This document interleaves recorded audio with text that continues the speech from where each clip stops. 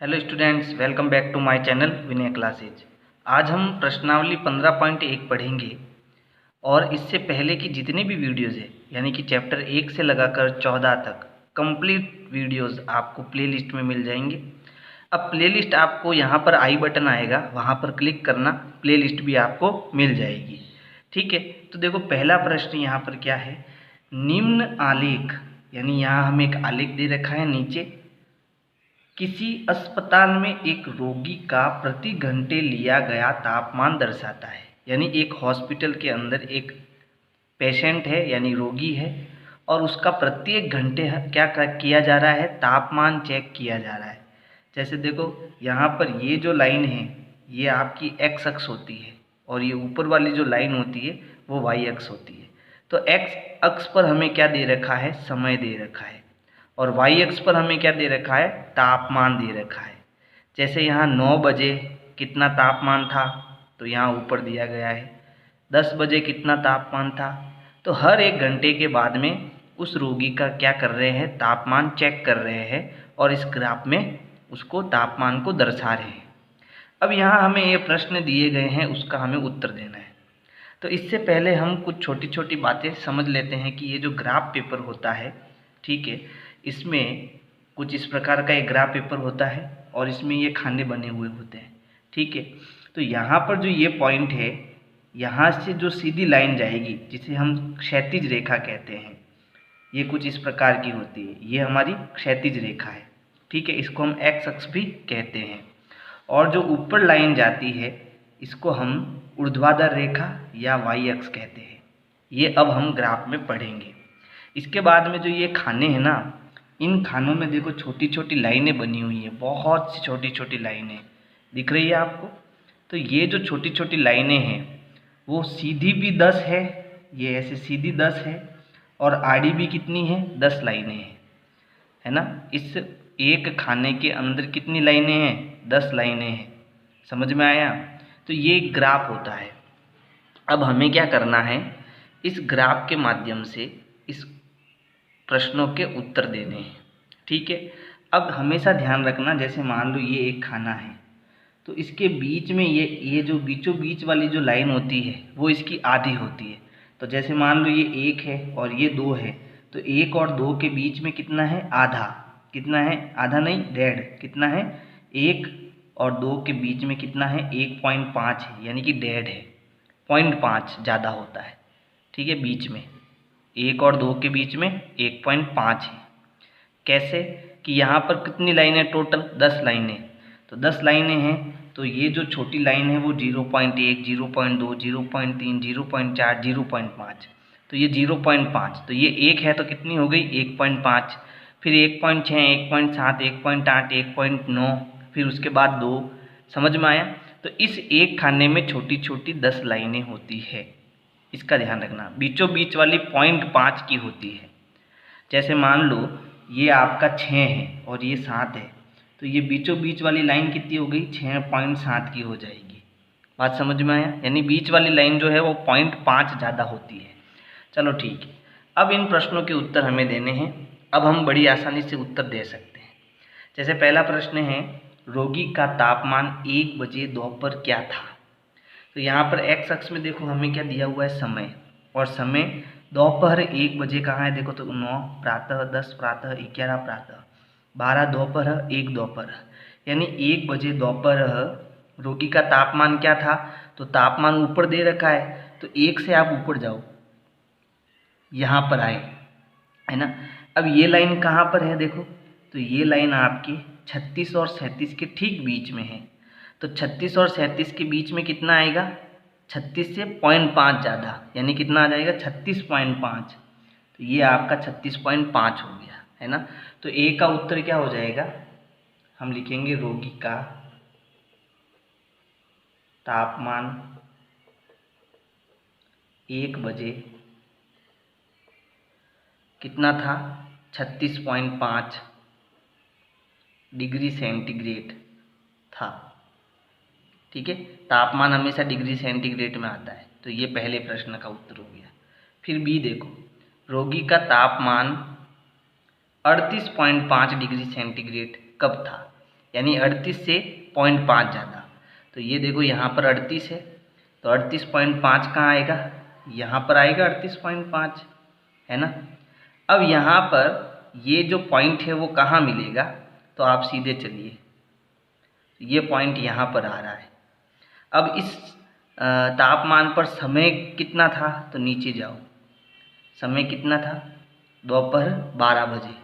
ठीक है, तो उत्तर लिखेंगे रोगी का तापमान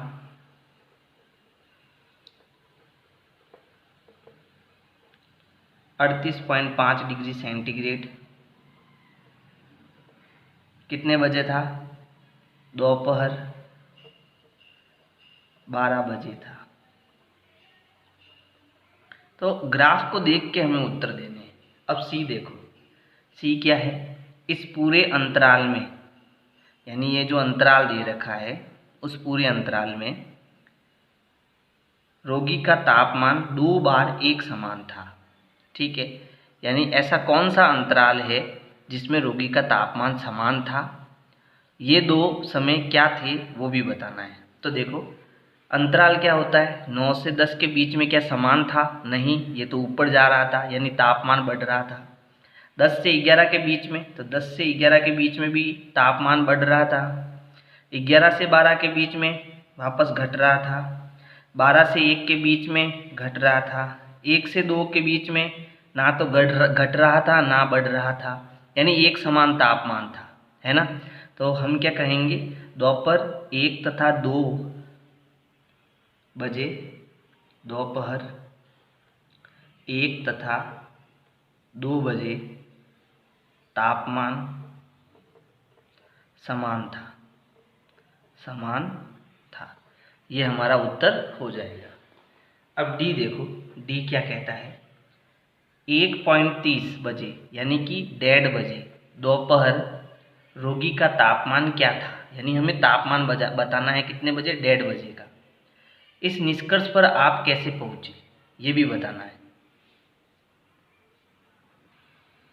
तो यहाँ पर देखो, जो 1:30 बजे यानी कि 1 और 2 के बजे के बीच की ये मान है ना।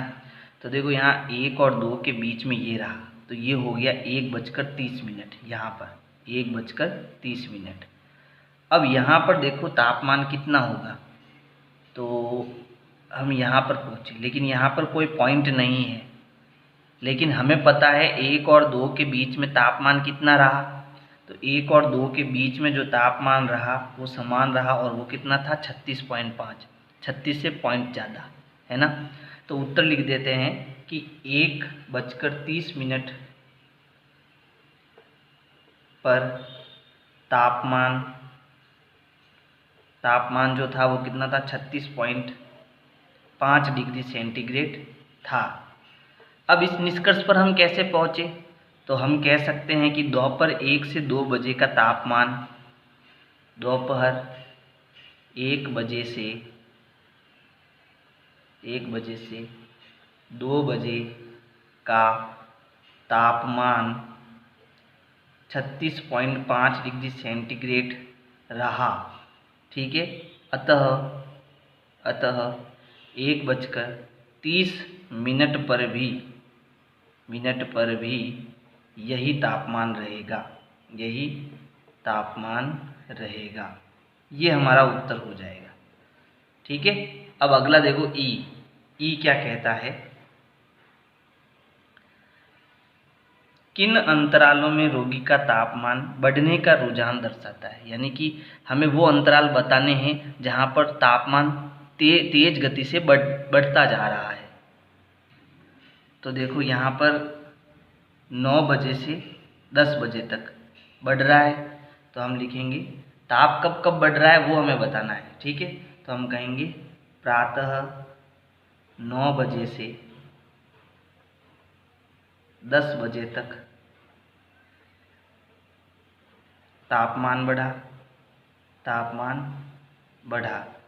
ठीक है, इसी प्रकार 10 से 11 बजे भी तापमान क्या करा, बढ़ा, है ना।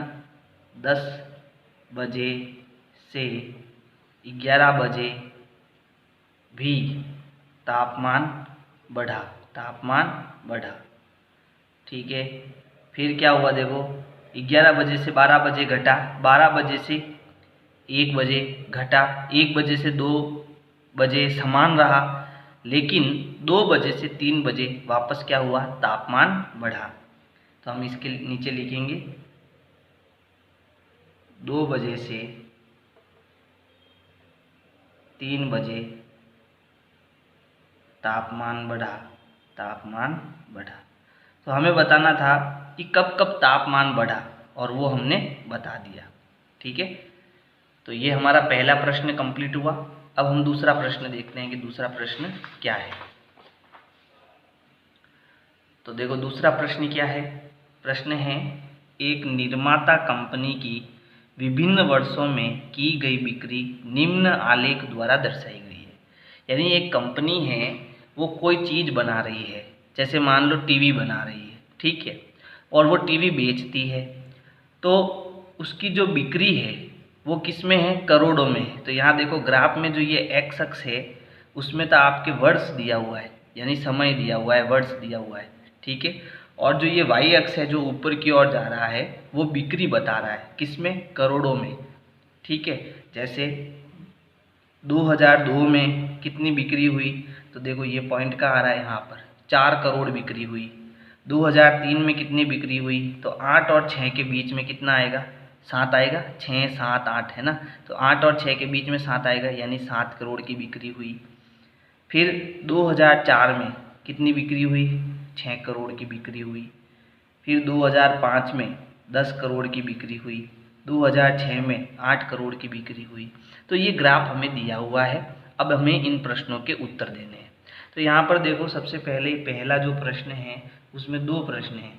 तो यहाँ पर एक तो पहले का क्या बताना है, वर्ष 2002 में कितनी बिक्री हुई, तो वर्ष 2002 में 4 करोड़ की बिक्री हुई।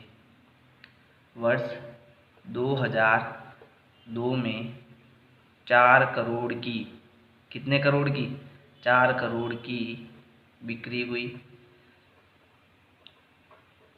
यहाँ 4 करोड़ है, ठीक है, ठीक है। दूसरा 2006 में कितनी बिक्री थी, तो देखो 2006 में 8 और 10 के बीच में है ना, देखो ये 2006 यहाँ पर आया और ये है आपके 8 पर, 8 और 10 के बीच में नहीं है, ये 8 पर है, यानी 8 करोड़ की बिक्री हुई, ठीक है। 2006 में कितनी बिक्री हुई, 8 करोड़ की बिक्री हुई। तो वर्ष 2006 में 8 करोड़ की बिक्री हुई।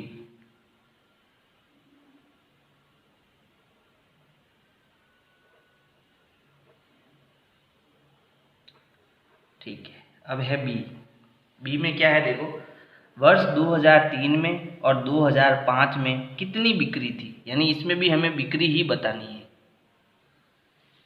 तो देखो सबसे पहले 2003 में बताओ, तो देखो 2003 यहाँ पर है और इसमें बिक्री देखो पॉइंट यहाँ है, यानी 6 और 8 के बीच में है।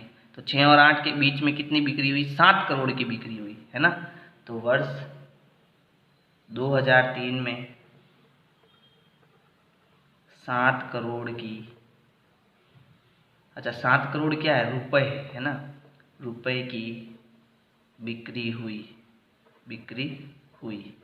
आप भी यहाँ पर 8 करोड़ रुपए, 4 करोड़ रुपए कर देना, ठीक है। 4 करोड़ क्या है, रुपए है ना, तो यहाँ रुपए लिख देना। फिर दूसरा देखो 2003 हो गया। 2005 में, तो वर्ष 2005 में कितने करोड़ की बिक्री हुई, देखो 2005 ये रहा, सबसे हाईएस्ट बिक्री हुई थी, यानी 10 करोड़ रुपए की बिक्री हुई, 10 करोड़ रुपए की बिक्री हुई, ठीक है। मेरी थोड़ी राइटिंग सही नहीं है क्योंकि मैं बोर्ड पर ज़्यादा प्रैक्टिस करता हूँ और बोर्ड पर मेरी राइटिंग ठीक होती है। तो आप राइटिंग मत देखना, आप प्रश्न को समझना, ठीक है। सी देखो, सी क्या है, वर्ष 2002 में 2 तथा 2006 की बिक्रियों में कितना अंतर था। अंतर का मतलब होता है माइनस करना, अंतर का मतलब घटाना, ठीक है। तो इन दोनों में से देखो 2002 में कितनी बिक्री थी, तो देखो 2002 में 4 करोड़ की बिक्री थी। 2006 में कितनी बिक्री थी, 2006 में आपके 8 करोड़ की बिक्री थी। तो अब इन दोनों का अंतर कितना हुआ, मतलब इसको घटाना है। तो कैसे करना है, ध्यान से समझना कि वर्ष 2002 में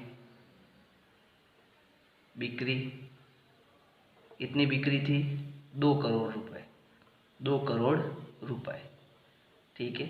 वर्ष 2006, तो 2006 में कितनी बिक्री थी, तो यहाँ देखो बिक्री आपके थी 8 करोड़ रुपए, 8 करोड़ रुपए। तो अब इन दोनों में अंतर करना है, ठीक है। तो दोनों वर्षों में बिक्री में अंतर, इसमें अंतर, बिक्री में अंतर। तो हमें क्या करना है, 8 में से 2 को घटाना है, बड़े में से छोटे को घटाना है। तो 8 में से 2 गया कितना, 6 करोड़। तो दोनों में अंतर कितना है, 6 करोड़ रुपए का अंतर है, ठीक है। एक मिस्टेक हुई है यहाँ पर, देखो 2002 में 4 करोड़ की बिक्री थी, तो यहाँ 4 आएगा, सॉरी, ठीक है। तो यहाँ भी 4 आएगा। तो 8 में से 4 गया, कितना बचा, 4 बचा। ये उत्तर होगा इसका। अब अगला प्रश्न देखो, अगला प्रश्न क्या है, किस अंतराल में बिक्रियों का यह अंतर सबसे अधिक था, यानी वो अंतराल बताना है, ठीक है। अंतराल क्या होता है, 2002, 2002 से 2003, 2003 से 2004, तो ये अंतराल होता है। और यह अंतराल सबसे अधिक कब था वो हमें बताना है। तो बताओ सबसे अधिक आपकी कब बिक्री हुई थी, तो 2005 में सबसे अधिक बिक्री हुई थी, है ना। तो हम क्या कहेंगे कि 2005 अंतराल में बिक्रियों का यह अंतर सबसे अधिक था। कब था, 2005 में। तो यहाँ लिखेंगे डी का उत्तर कि 2005 में बिक्रियों का यह अंतर, बिक्रियों का यह अंतर सबसे अधिक था, सबसे अधिक था। ये हमारा आंसर हो जाएगा। प्रश्न संख्या 3 है, वनस्पति विज्ञान के एक प्रयोग में समान प्रयोगशाला परिस्थितियों में 2 पौधे ए तथा बी उगाए गए। 3 सप्ताह तक उनकी ऊंचाई को हर सप्ताह के अंत में मापा गया। परिणाम को निम्न आलेख में दर्शाया गया। तो अब ये वनस्पति विज्ञान की जो प्रयोगशाला है ना, वो एक प्रयोग चल रहा था प्रयोगशाला के अंदर। तो उसमें क्या करा, 2 पौधे लिए, एक तो पौधा ए, देखो यहाँ पर पौधा ए, और दूसरा पौधा बी, ठीक है। फिर उसका हर सप्ताह टेस्ट किया कि ये जो पौधा ए है वो कितना लंबा हुआ, पौधा बी है उसकी लंबाई कितनी हुई, है ना। तो ये हर सप्ताह उसका क्या करा, परीक्षण किया गया। तो जैसे यहाँ पर देखो ये एक्स अक्ष है आपकी, इस पर आपकी क्या है, सप्ताह है। जैसे ये एक सप्ताह, ये दूसरा सप्ताह, ये तीसरा सप्ताह, ठीक है। और इसमें 2 पौधे, एक पौधा ए है और दूसरा पौधा बी है। तो इनकी ऊंचाई कैसे बढ़ी, तो देखो सेंटीमीटर में बढ़ी ऊंचाई, है ना। और वो वाई अक्ष पर है, जैसे ये 2 सेंटीमीटर, 4 सेंटीमीटर, 6 सेंटीमीटर, 8 सेंटीमीटर, है ना। तो ये पौधे की ऊंचाई है। तो अब हमें क्या करना, इन प्रश्नों के उत्तर देने हैं। तो सबसे पहला प्रश्न क्या है, देखो ए है कि 2 सप्ताह बाद और 3 सप्ताह बाद पौधे की ऊंचाई कितनी थी। तो पौधा ए कहाँ है, ये वाला, यानी जो ये डॉट डॉट लाइन है ना, बिंदु बिंदु वाली, वो पौधा ए की लंबाई को बताता है, ऊंचाई को बताता है। और जो ऐसे सीधी लाइन है ना, बिना डॉट वाली, वो आपके पौधा बी है। तो हमें पौधे ए की ऊंचाई 2 सप्ताह बाद और 3 सप्ताह बाद बतानी है। तो देखो 2 सप्ताह बाद, ये एक सप्ताह, ये दूसरा सप्ताह। तो दूसरे सप्ताह में चाहे पौधा ए है चाहे पौधा बी है, दोनों की जो ऊंचाई थी वो आपकी कितनी थी, तो यहाँ देखो ये ऊंचाई आपके 6 और 8 के बीच में है। तो 6 और 8 के बीच में क्या आता है, 7 आता है ना। तो ये देखो यहाँ पर 0, 1, 2, फिर 3, 4, 5, 6, 7, 8, फिर यहाँ 9, 10, यहाँ 11 12, फिर यहाँ 13 14 है ना। तो बीच में क्या है, 6 और 8 के बीच में 7 है, तो 7 सेंटीमीटर हो गया। ठीक है, तो ए का जो पहले का उत्तर है ना, कि 2 सप्ताह बाद पौधे की ऊंचाई कितनी हो गई, तो 2 सप्ताह बाद पौधे ए की ऊंचाई, पौधे ए की जो ऊंचाई है वो कितनी है, बराबर 7 सेंटीमीटर। और इसी में दूसरा 3 सप्ताह बाद बतानी है ए की ऊंचाई। तो देखो 3 सप्ताह बाद ये रहा आपका पौधा ए, डॉट डॉट लाइन वाला है ना, वो कहाँ पर है, यहाँ पर। और ये जो ऊंचाई है आपके कितनी है, देखो इसकी सीध में यहाँ पर 9 सेंटीमीटर है। ठीक है, तो 3 सप्ताह बाद पौधे ए की जो ऊंचाई है वो कितनी हो गई, 9 सेंटीमीटर, है ना, हो गई 9 सेंटीमीटर। अब बी देखो, बी में हमें 2 सप्ताह बाद और 3 सप्ताह बाद बी की ऊंचाई बतानी थी, है ना। तो 2 सप्ताह बाद तो देखो दोनों की ऊंचाई यहाँ पर देखो, चाहे ए पौधा हो चाहे बी पौधा हो, दोनों इसी बिंदु से गुजर रहे हैं, दोनों लाइनें इसी बिंदु से गुजर रही है। तो 2 सप्ताह बाद दोनों की ऊंचाई जो है 7 सेंटीमीटर ही रहेगी। तो यहाँ हम लिखेंगे 2 सप्ताह बाद पौधे बी की ऊंचाई, पौधे बी की जो ऊंचाई है वो आपके कितनी है, 7 सेंटीमीटर। और 3 सप्ताह बाद, तो देखो 3 सप्ताह बाद पौधे बी की ऊंचाई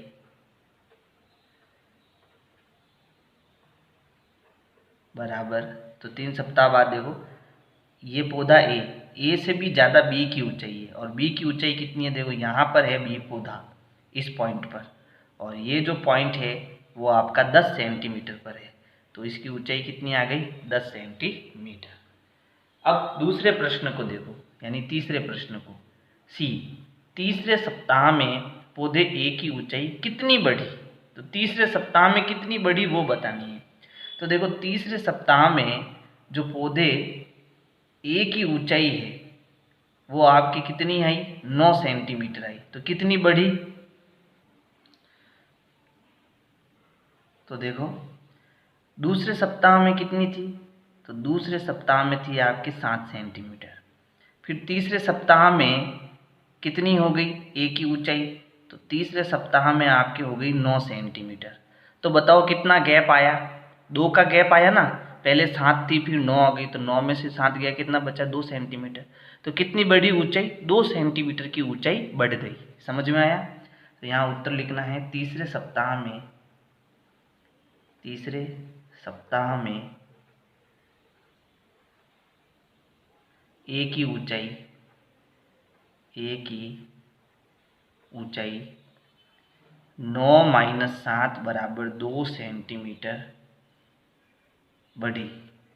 ठीक है, क्योंकि तीसरे सप्ताह में कितनी थी, 9 सेंटीमीटर, और दूसरे सप्ताह में कितनी थी, 7 सेंटीमीटर। तो 9 में से 7 को घटाएंगे कितना आएगा, 2 सेंटीमीटर। तो कितनी बढ़ी, 2 सेंटीमीटर बढ़ी। इसी प्रकार डी देखो, डी क्या है, दूसरे सप्ताह के अंत में तीसरे सप्ताह के अंत तक पौधे बी की ऊंचाई कितनी बढ़ी। तो इसमें भी यही करना है, क्या करना, देखो यहाँ पर ये इस प्रकार है कि दूसरे सप्ताह के अंत से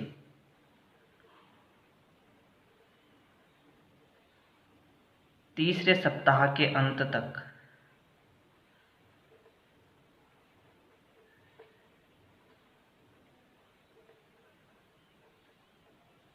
बी की ऊंचाई कितनी बढ़ी। देखो जो बी की ऊंचाई है, पहले कितनी थी बी की ऊंचाई दूसरे सप्ताह में, तो वो थी आपके 7 सेंटीमीटर, और फिर तीसरे सप्ताह में कितनी हो गई, 10 हो गई। तो 10 में से आप क्या करो, 7 को घटा दो, कितना आया, 3 सेंटीमीटर। तो 3 सेंटीमीटर बढ़ी, कितनी बढ़ी, 3 सेंटीमीटर। और ए की ऊंचाई कितनी बढ़ी थी, 2 सेंटीमीटर, जबकि इसकी 3 सेंटीमीटर ऊंचाई बढ़ी। ये 2 पौधों पर अलग अलग परीक्षण किया गया था, है ना। अब ई देखो, ई क्या है, किस सप्ताह में पौधे ई की ऊंचाई सबसे अधिक बढ़ी। तो इसमें आपको ये जो ग्राफ है इसको ध्यान से देखना पड़ेगा, ठीक है। तो देखो जब प्रारंभ किया गया तो आप यहाँ पर बात किसकी हो रही है, ए की हो रही है। तो यहाँ पर देखो ये जो डॉट लाइन है वो कितने सेंटीमीटर थी, 2 सेंटीमीटर, यानी एक सप्ताह तक 2 सेंटीमीटर बढ़ी। फिर पहले सप्ताह से दूसरे सप्ताह में कितनी बढ़ी, तो पहले सप्ताह से दूसरे सप्ताह में देखो ये 1 से कहाँ चला गया, यहाँ चला गया, और यहाँ था 7 और यहाँ पर था 2। तो 2 में से 7 में से 2 को घटाओ, कितना आया, 5 सेंटीमीटर बढ़ी, ठीक है। फिर दूसरे से तीसरे सप्ताह में हमने यहाँ उत्तर निकाला, कितनी बढ़ी, 2 सेंटीमीटर बढ़ी। तो बताओ किस सप्ताह में सबसे ज़्यादा ये डिफरेंस आया, दूसरे सप्ताह में, है ना। तो इसका उत्तर क्या होगा कि दूसरे सप्ताह में जो है ए की ऊंचाई सबसे अधिक बढ़ी। तो यहाँ पर ये जो ई का उत्तर है वो क्या लिखोगे कि दूसरे सप्ताह में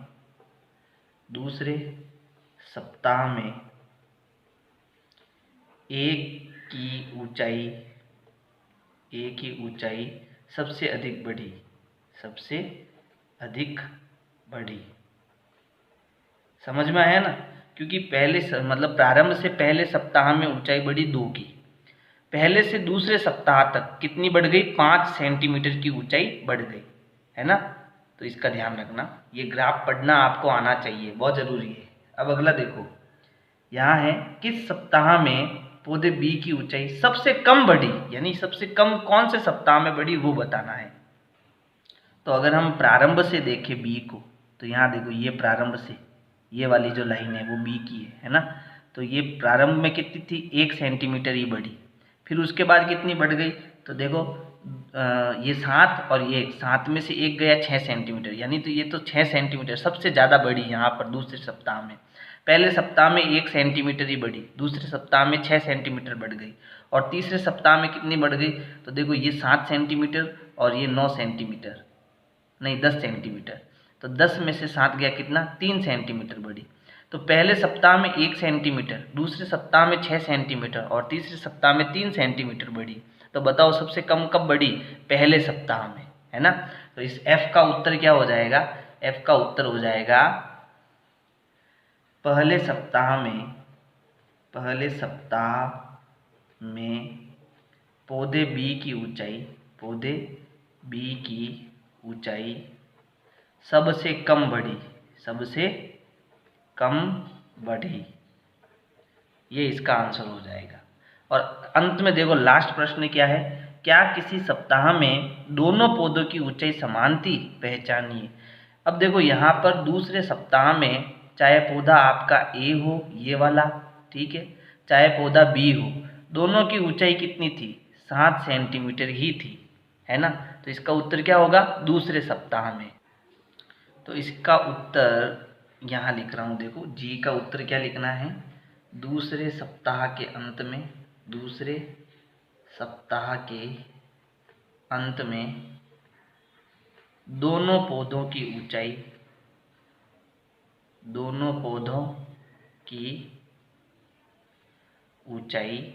समान थी, ठीक है। तो ये तीसरे प्रश्न अपना कंप्लीट हो गया। अब हम नेक्स्ट क्वेश्चन करते हैं, क्वेश्चन संख्या 4।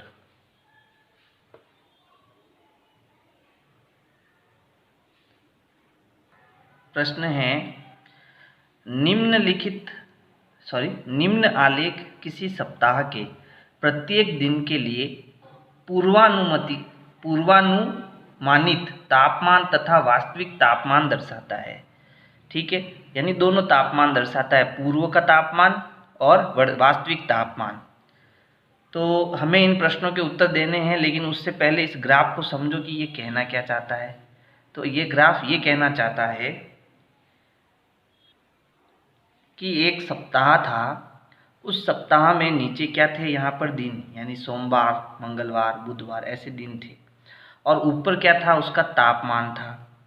जैसे सोमवार को पूर्वानुमानित तापमान कितना था, यानी पूर्व में कितना अनुमान लगाया था कि तापमान क्या होगा, जबकि वास्तविक तापमान क्या था, वो इन दोनों का ग्राफ इसमें दर्शाया गया है।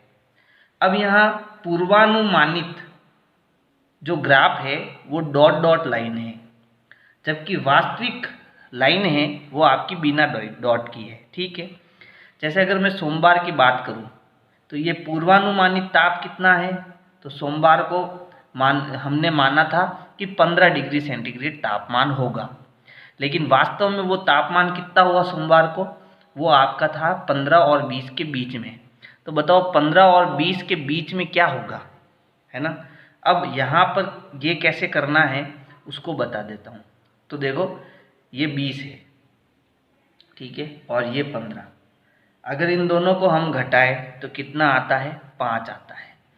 अब 5 यानी कि यहाँ से यहाँ तक 5 का डिफरेंस है, 5 का अंतर है, तो ये बीच वाला कितना ज़्यादा है, बीच वाला कितना होगा, तो बीच वाला देखो इसमें आप बट्टा 2 कर दो, तो अगर मैं 5 में 2 का भाग करूँ यानी उसको आधा करूँगा तो उत्तर आएगा 2.5, है ना। तो 15 से 20 के बीच में यहाँ पर 2.5 अधिक है, तो 15 इसमें जोड़ दो 2.5 में, तो देखो ये हो गया 5, 15 और 2 कितना हो गया 17.5, यानी यहाँ पर कितना है 17.5 है। ठीक है, ये लाइन 17.5 की है। इन सब में 5-5 का गैप है, ठीक है, इन सब में कितना गैप है, 5-5 का गैप है। तो इनकी जो बीच की लाइन होगी वो कितनी ज़्यादा होगी, वो आपकी 2.5 ज़्यादा होगी। कैसे होगी तो मैं जब प्रश्न आएगा उसमें ही बता दूंगा आपको। ठीक है, तो अब यहाँ इन प्रश्नों के हमें उत्तर देने हैं। तो सबसे पहला है कि किस दिन पूर्वानुमानित तापमान व वास्तविक तापमान समान था। तो इस दोनों ग्राफ में देखो जहाँ पर वो दोनों लाइनें, एक तो डॉट डॉट की लाइन और एक बिना डॉट की लाइन, दोनों एक ही पॉइंट पर है, वो चेक करो। तो अगर मैं यहाँ पर देखो ये डॉट वाली लाइन और ये बिना डॉट की लाइन, दोनों लाइन इस पॉइंट पर क्रॉस हो रही है। ठीक है, तो इस पॉइंट पर जो है दोनों का तापमान क्या होगा, समान था, यानी जो आपने अंदाजा लगाया वो तापमान और वास्तव में जो तापमान निकला वो बराबर निकला। किस वार को, मंगलवार को। बात समझ में आई। अब इसका उत्तर आपको कैसे लिखना है, देखो ए का उत्तर कि किस दिन यानी मंगलवार को, मंगलवार के दिन, मंगलवार को पूर्वानुमानित तथा वास्तविक तापमान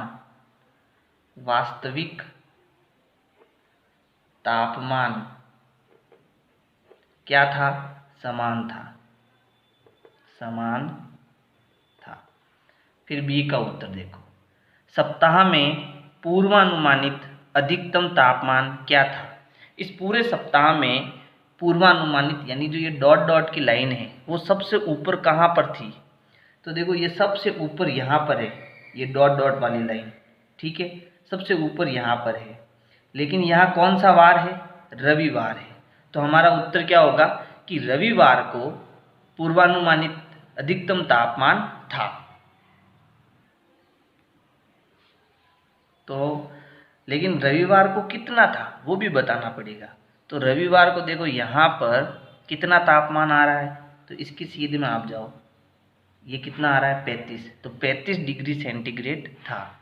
ठीक है, तो सप्ताह में यहाँ लिखेंगे, सप्ताह में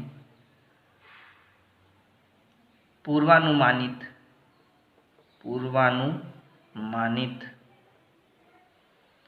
तापमान, पूर्वानुमानित अधिकतम तापमान क्या था, तो कितना था भाई 35 डिग्री सेंटीग्रेड था। अब सी देखो, सी क्या है, सप्ताह में वास्तविक न्यूनतम तापमान क्या था। अब न्यूनतम की बात कर रहा है ये, यानी कम से कम। तो पूर्वानुमानित यानी ये जो डॉट वाली लाइन है वो सबसे नीचे कहाँ पर है, तो देखो सबसे नीचे यहाँ पर है, और यहाँ पर कितने डिग्री सेंटीग्रेड ताप है, 15 डिग्री सेंटीग्रेड। ठीक है, तो इसका उत्तर क्या होगा, सप्ताह में वास्तविक, यहाँ पर वास्तविक की बात कर रहा है भाई, पूर्वानुमानित नहीं, वास्तविक तापमान की बात कर रहा है। और वास्तविक वाली लाइन ये है ना, ये है वास्तविक वाली लाइन। लेकिन वास्तविक वाली आपको न्यूनतम देखनी है, न्यूनतम कहाँ है, यानी सबसे नीचे कहाँ है, तो सबसे नीचे ये यहाँ पर है ना। और ये बिंदु आपका कितना आ रहा है, यहाँ पर भी सबसे नीचे है, तो सबसे नीचे कितना आ गया 15 डिग्री सेंटीग्रेड। तो सप्ताह में वास्तविक न्यूनतम ताप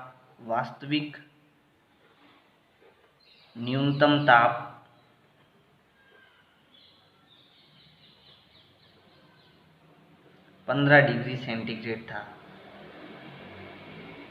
अब अंतिम देखो डी का क्या आंसर होगा।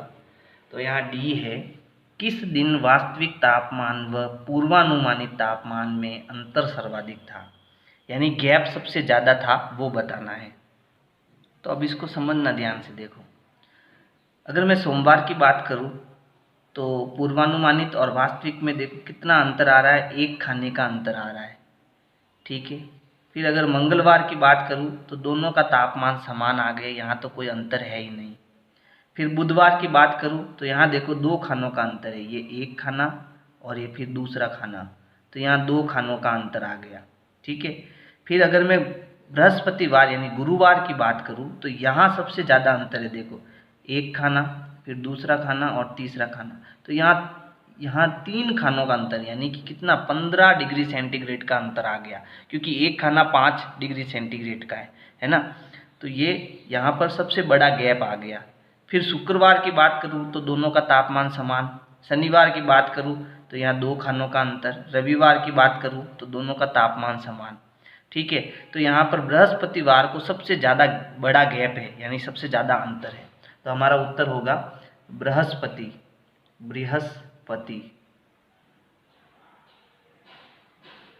वार को वास्तविक तापमान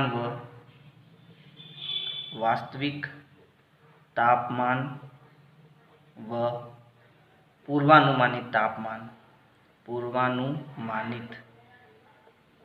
तापमान में अंतर सर्वाधिक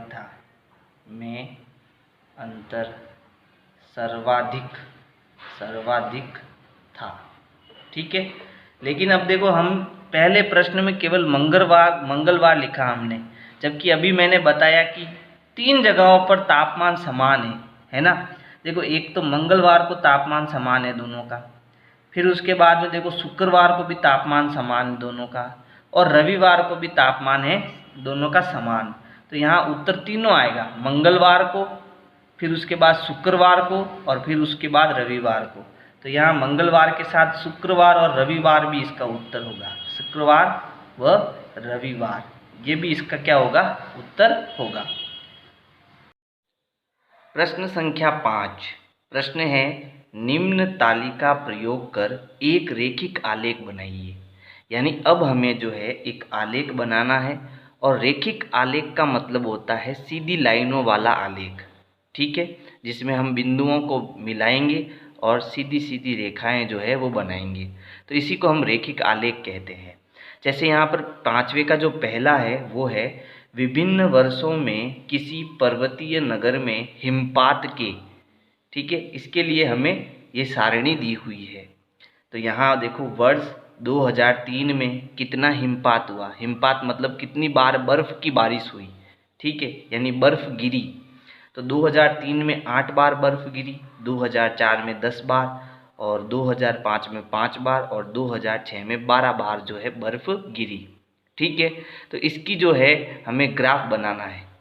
अब ग्राफ बनाने के लिए हमें 3 चीज़ें आनी चाहिए। सबसे पहले एक्स अक्ष तथा वाई अक्ष बनाना। तो मैं यहाँ इस ग्राफ पेपर में सबसे पहले क्या करूँगा, एक्स अक्ष और वाई अक्ष बनाऊँगा स्केल से। तो हमेशा ध्यान रखना, ये जो नीचे वाली लाइन है वो आपकी एक्स अक्ष होगी। तो मैं यहाँ स्केल से एक्स अक्ष ड्रॉ कर रहा हूँ, आपको भी ऐसे ही एक्स अक्ष बनानी है, ठीक है।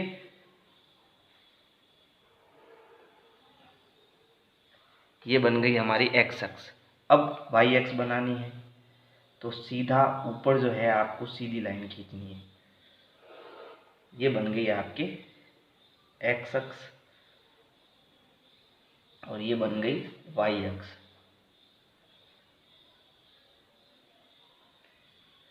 तो पहला काम अपना हो गया एक्स अक्ष और वाई अक्ष का। दूसरा काम है पैमाना लेना, यानी जो हमें प्रश्न दिया हुआ है उसका हमें पैमाना लेना है।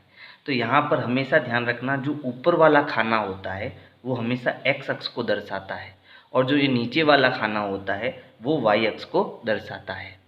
ठीक है, अब मुझे इसका पैमाना लेना है। तो पैमाना आप देखो, जो एक्स अक्ष पर पैमाना है वो क्या आएगा, तो यहाँ देखो 2003, 2004, 2005, 2006, यहाँ पर ये क्या है, वर्ष है। तो बताओ इनमें कितना अंतर आ रहा है, सब में एक एक वर्ष का अंतर आ रहा है। ठीक है, तो एक्स अक्ष पर पैमाना क्या हुआ वो हमें यहाँ ऊपर लिखना है। तो पैमाना मैं यहाँ लिख रहा हूँ, देखो ध्यान देना थोड़ा, जैसे यहाँ हमें पैमाना लेना है। ठीक है, तो एक्स अक्ष पर मैं क्या करूँगा, यहाँ पर खाने बने हुए हैं। ठीक है, अब ग्राफ आपका एकदम मस्त बने, इसके लिए आपको क्या करना है, दो दो खाने छोड़ने हैं। किस पर, एक्स अक्ष पर, और वाई अक्ष पर आपको एक एक खाना छोड़ना है। ठीक है, इस बात का ध्यान रखना है। दो खाने मतलब ये दो खाने, ये दो खाने, ये दो खाने, है ना। तो एक्स अक्ष पर में जो दो खाने हैं, दो खाने मैं ले रहा हूँ एक वर्ष। ठीक है, तो हर दो खाने छोड़कर आपका एक वर्ष आएगा। तो सबसे पहले मैं जो ये आपका वर्ष है उसको एक्स अक्ष पर ड्रॉ कर रहा हूँ। ठीक है, तो सबसे पहले क्या आ रहा है, 2003। तो यहाँ देखो सबसे पहला जो होता है वो 0 होता है, उसके बाद दो खाने छोड़ने, 1 2, और यहाँ पर ये जो पॉइंट है वो आपका 2000 कितना होगा, 3 होगा। फिर दो खाने और छोड़ने, 1 2, ये जो पॉइंट होगा वो 2004 का होगा। फिर दो खाने छोड़ने हैं, 1 2, अगला पॉइंट 2005 का होगा। फिर दो खाने 2006, है ना। तो ये लास्ट कितना आ गया, 2006 आ गया। हमने क्या करा, एक्स अक्ष पर दो खाने जो है, एक्स अक्ष पर जो दो खाने हैं उनको हमने एक वर्ष माना है। तो ये 2003 से 2004 एक वर्ष का अंतर आया, 2004 से 2005 एक वर्ष का अंतर आया, है ना। तो ये हमने एक्स अक्ष पर पैमाना लिया। इसी प्रकार हमें वाई अक्ष पर पैमाना लेना है, और वाई अक्ष पर पैमाना लेने के लिए आपको आंकड़ों को ध्यान से देखना है। तो सबसे पहले तो ये है दिन। ठीक है, उसके बाद सबसे बड़ा दिन कितना है, 12 दिन है। सबसे छोटे दिन कितने हैं, 6 दिन हैं। तो यहाँ हम इन आंकड़ों को देखकर यहाँ पर सीधी सिंपल क्या हो रही है, गिनती हो रही है ना, काउंटिंग हो रहा है। 1 2 3 4 5 6 7 8 9 10 11 12 13 14 और 15, है ना। तो यहाँ पर टोटल लास्ट जो है 12 तक आंकड़े हैं, यानी मैं जो वाई अक्ष पर जो है एक खाना एक दिन का ले सकता हूँ। तो यहाँ वाई अक्ष पर पैमाना लेंगे, वाई अक्ष पर एक खाना बराबर एक दिन, यानी एक खाना आपके एक दिन को बताएगा। ठीक है, जैसे देखो यहाँ पर ये 0 से ये एक खाना, फिर इसके ऊपर दूसरा, तीसरा, चौथा, पांचवा, छठा, सातवां, आठवां, नौवां, 10वां, 11वां और ये 12वां। तो ये पहला खाना एक दिन, ये 2 दिन, 3 दिन, 4 5 6 7 8 9 10 11 और 12। ठीक है, इसके ऊपर 13 भी आप लिख सकते हो। तो ये आपकी वाई अक्ष हो गई। वाई अक्ष पर हमने क्या ले रखे हैं, दिन ले रखे हैं। तो यहाँ आप लिख सकते हो ये क्या है, सब दिनों की संख्या है, दिन है। नीचे क्या है, वर्ष है। ठीक है, तो ये भी आप लिख सकते हो।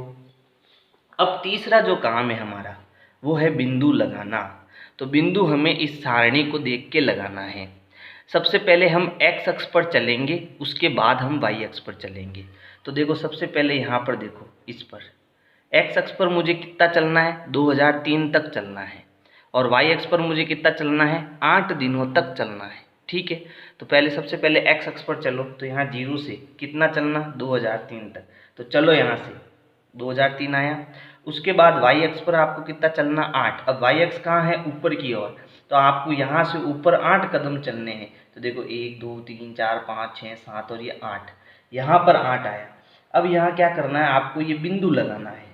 तो यहाँ पर पेन को रखना है या पेंसिल को रखकर ऐसे एक पॉइंट बनाना है। ठीक है, बन गया पॉइंट। अब इस पॉइंट पर हमें सर्कल करना है। ये सर्कल बताता है कि यहाँ पर हमारा बिंदु है। ठीक है, पहला पॉइंट लगा दिया। अब दूसरा पॉइंट लगाएंगे, यानी दूसरा बिंदु लगाएंगे। 2004 पर 10 दिन है। ठीक है, तो एक्स अक्ष पर हमें 2004 चलना है और वाई पर 10 दिन चलना है।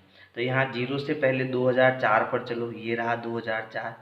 अब इस पर कितना चलना, वाई अक्ष पर 10 दिन चलना है। तो यहाँ ये 10 कहाँ आएगा, देखो इस पर, ये रहा। तो यहाँ हमें पॉइंट लगाना है, ये हमने लगा दिया पॉइंट। अब इसको हम सर्कल कर देंगे। ठीक है, फिर 2005 पर 5 दिन, तो हम एक्स अक्ष पर 2005 का है यहाँ पर। फिर कितने दिन? 5 दिन, तो हम 5 दिन तक चलना है। ये आ गया हमारा 5, यहाँ पर हमें पॉइंट रखना है और सर्कल करना है। इसी प्रकार 2006 है, तो 2006 ये रहा एक्स अक्ष पर, ठीक है। फिर कितने दिन? 12 दिन, तो अब यहाँ ऊपर की ओर हमें चलना है 12 दिनों तक। ये रहा हमारा 12, ठीक है। यहाँ पर हमारा क्या आ जाएगा? पॉइंट आ जाएगा, हम इसको सर्कल कर देंगे। अब इन सभी पॉइंट को हमें स्केल से मिलाना है, फिर हमारा रेखिक आलेख बन जाएगा। तो सबसे पहला पॉइंट ये था, फिर उसके बाद ये, फिर ये, फिर ये। तो हम इन दोनों को पहले मिलाएंगे, फिर उसके बाद नीचे वाले को मिलाएंगे, क्योंकि तीसरा पॉइंट हमारा ये है, इस बात का ध्यान रखना है। फिर ऊपर की ओर, ये हो गया हमारा रेखिक आलेख। तो रेखिक आलेख बनाने के लिए सबसे पहले हमें क्या करना है? एक्स अक्ष और वाई अक्ष बनाना है। तो एक्स अक्ष और वाई अक्ष बनाया। फिर हमें पैमाना लेना है। एक्स अक्ष पर हमने 2 खाने 1 वर्ष लिया, यानी 2 खाना 1 वर्ष को बताता है, और वाई अक्ष पर जो है 1 खाना 1 दिन को बताता है, ठीक है। फिर उसके बाद हमें क्या करना है? बिंदु लगाना है, वो सारणी को देखकर लगाना है। तो ये हो गया कंप्लीट हमारा प्रश्न संख्या 5 का ए। अब हम ये बी वाला करेंगे। अब है प्रश्न संख्या 6, ठीक है। इसके लिए मैंने एक नया ग्राफ लिया है, और यहाँ पर क्या करना है कि अलग अलग वर्ष में हमें पुरुषों और स्त्रियों की संख्या बतानी है। तो यहाँ पर जो ये पहला खाना है वो आपका एक्स अक्ष का होगा, और ये जो दोनों खाने हैं वो आपके वाई अक्ष के होंगे, ठीक है। और पहला काम क्या है? एक्स अक्ष और वाई अक्ष बनाना। तो हम सबसे पहले एक्स अक्ष और वाई अक्ष बनाएंगे। तो यहाँ नीचे हमारी हो जाएगी एक्स अक्ष,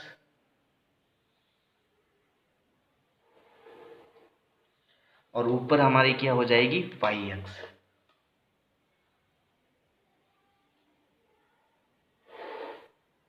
ठीक है, तो ये हमारी क्या हो गई? एक्स अक्ष हो गई, और ये हमारी क्या हो गई? वाई अक्ष हो गई। अब दूसरा काम हमारा क्या है? पैमाना लेना।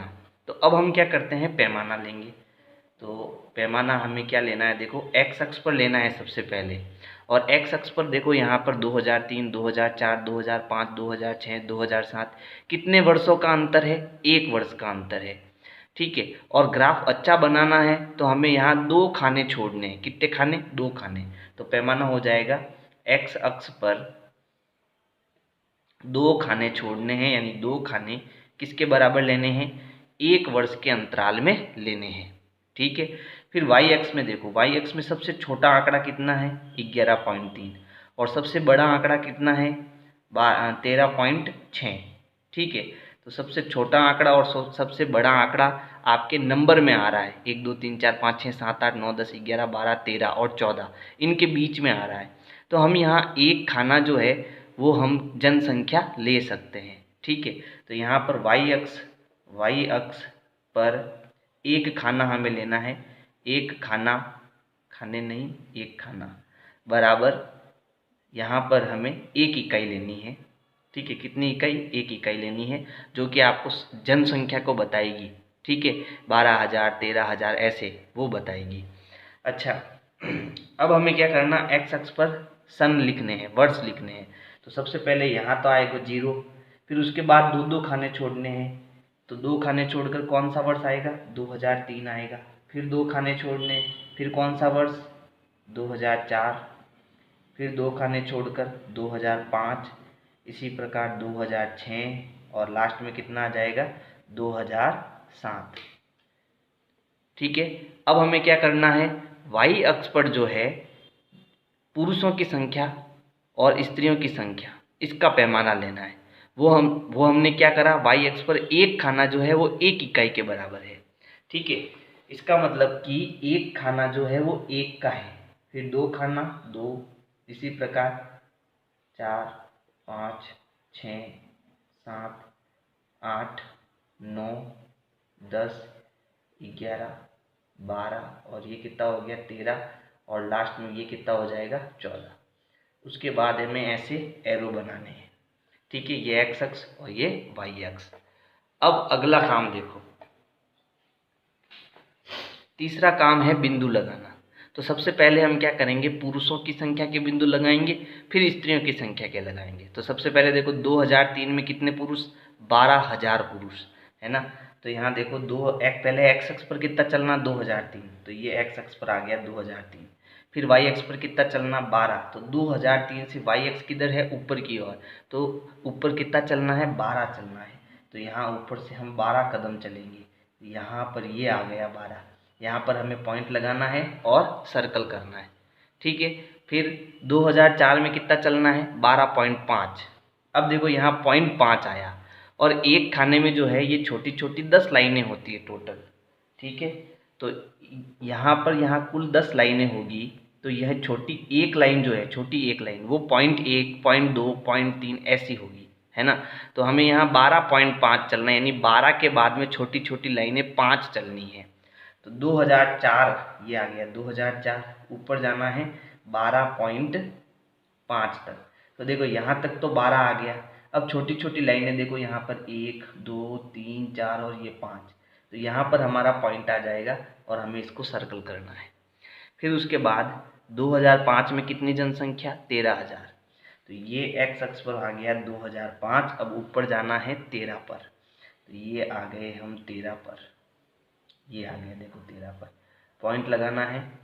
फिर उसके बाद में 2006 में 13.2, तो ये एक्स अक्ष पर 2006, ऊपर हमें जाना है 13.2 पर, तो यहाँ 2006 में हमें ऊपर जाना है 13.2। तो देखो यहाँ ये आपके कितना आ गया, 13, यहाँ तक 13 आ गया। अब यहाँ पर देखो छोटी छोटी लाइनें, 1, तो 13.1, फिर ये 13.2, तो यहाँ पर हमारा पॉइंट लग जाएगा और इसको हमें सर्कल करना है। फिर उसके बाद 2007 में 13.5, तो ये आ गया आपके 2007, और ऊपर कितना जाना है, 13.5 पर जाना है। तो हमें यहाँ ये आ गया 13 और ये हो गया 13.5। अब पहले इन सबको मिला देंगे हम। तो देखो पहले इन दोनों पॉइंट को मिलाएंगे, बड़े ध्यान से मिलाना है ना, ये दोनों मिल गई। फिर इन दोनों पॉइंट को मिलाना है,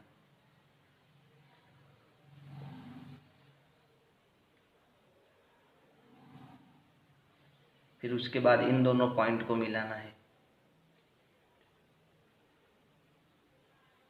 फिर इनको मिलाना है।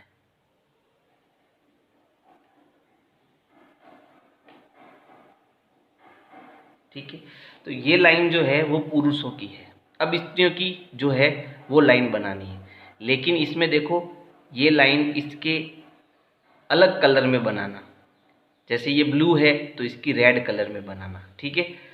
चलो अब इसके बनाते हैं, इसके पॉइंट लगाते हैं।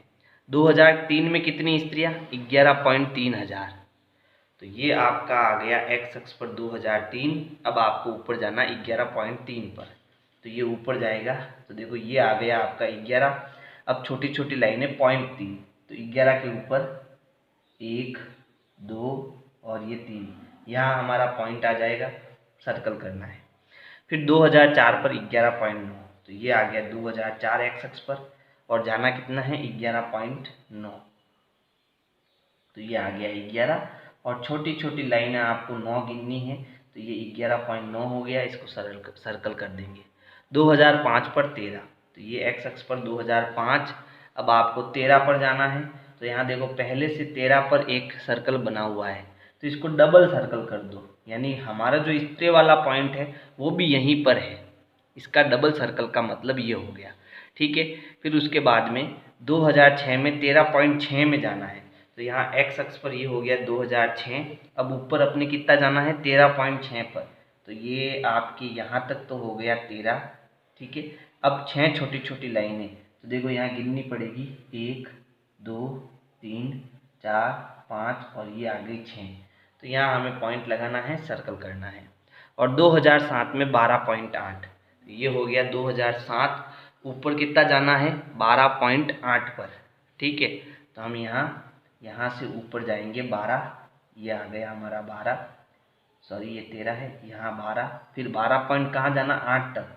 तो देखो ये छोटी छोटी लाइनें आप गिनना, यहाँ आएगा 8.8, यहाँ आप इसको सर्कल करोगे। अब इनको हमें मिलाना है। आपको यहाँ पर रेड पेन लेके मिलाना है, मैं इसको अभी तो ब्लू से मिला रहा हूँ, ठीक है। आपको रेड से मिलाना है ताकि अच्छे से क्लियर सब दिखे। चलो अब इन पॉइंट को हम मिलाएंगे।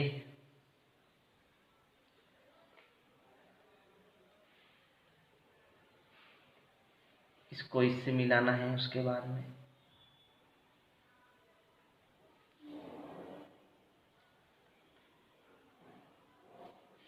फिर देखो इसको इससे मिलाना है।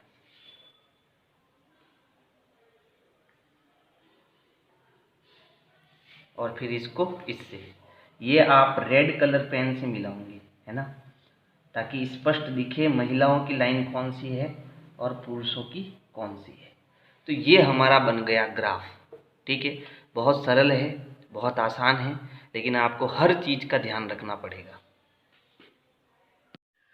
प्रश्न संख्या 7 है, निम्न आलेखों में कौन से आलेख समय व ताप के बीच संभव है? तर्क के साथ अपने उत्तर दीजिए। तो यहाँ हमारे पास 4 आलेख है और इसमें हमें बताना है कि कौन आलेख होगा और कौन नहीं होगा।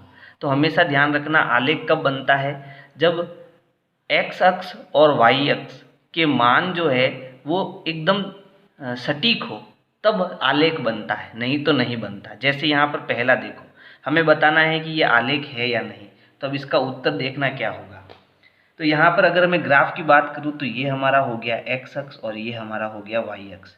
नीचे आप एक्स अक्ष क्या है, समय है, और ऊपर वाई अक्ष पर क्या है, तापमान।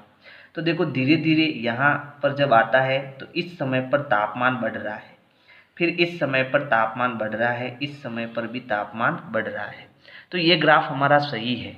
और सही क्या है, यह हम लिखेंगे यहाँ पर, यह समय तथा तापमान के बीच एक आलेख है,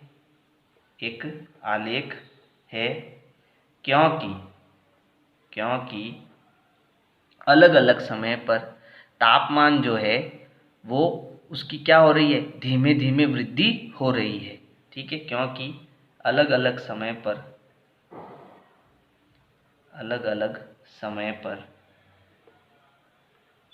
तापमान धीमी गति से बढ़ता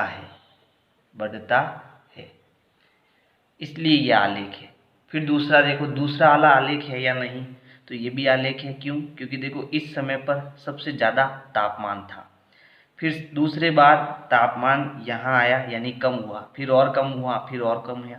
इसका मतलब ये भी आलेख है।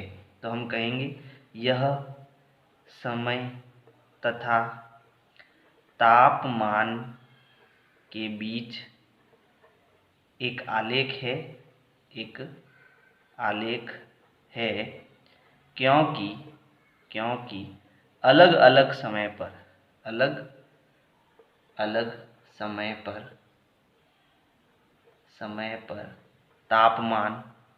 तापमान है वो क्या कर रहा है, घट रहा है ना। अलग अलग समय पर तापमान धीमी गति से घटता है। फिर तीसरा देखो, ये आपका आलेख नहीं होगा। क्यों? क्योंकि देखो एक ही समय पर यहाँ अलग अलग तापमान आ रहे हैं, ऐसा कभी संभव नहीं है। अगर आपको पूछे कि आपके गांव या आपके शहर में 10 बजे 50 डिग्री तापमान था, 60 डिग्री था, 70 डिग्री था, तो ऐसा पॉसिबल होगा क्या? नहीं हो सकता। इसलिए ये हमारा ग्राफ नहीं है। तो हम यहाँ उत्तर क्या लिखेंगे, यह समय तथा तापमान के बीच एक आलेख नहीं है, क्योंकि एक ही समय पर भिन्न भिन्न ताप नहीं हो सकता है, ठीक है। अलग अलग समय पर भिन्न भिन्न ताप हो सकता है, लेकिन एक ही समय पर भिन्न भिन्न ताप नहीं हो सकता। फिर चौथा देखो, क्या आपका ये आलेख होगा या नहीं होगा? तो ये आलेख होगा। क्यों? क्योंकि देखो इस समय पर यानी मान लो 10 बजे तापमान मान लो 50 डिग्री सेंटीग्रेड है, ठीक है। तो 10 बजे 50 डिग्री है, फिर 11 बजे भी 50 डिग्री है, 12 बजे भी 50 डिग्री है। तो ये चीज़ संभव हो सकती है, ठीक है।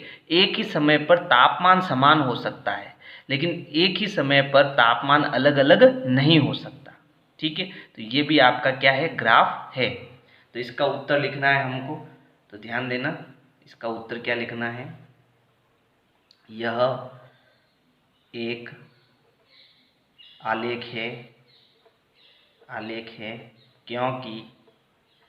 क्योंकि अलग अलग समय पर तापमान समान यानी नियत, समान को क्या बोलते हैं, नियत हो सकता है। तो इस प्रकार से आपकी प्रश्नावली 15.1 अब कंप्लीट हुई। अगर वीडियो आपको पसंद आ रही है तो लाइक करो, सब्सक्राइब करो, शेयर करो, कमेंट करो। Thank you.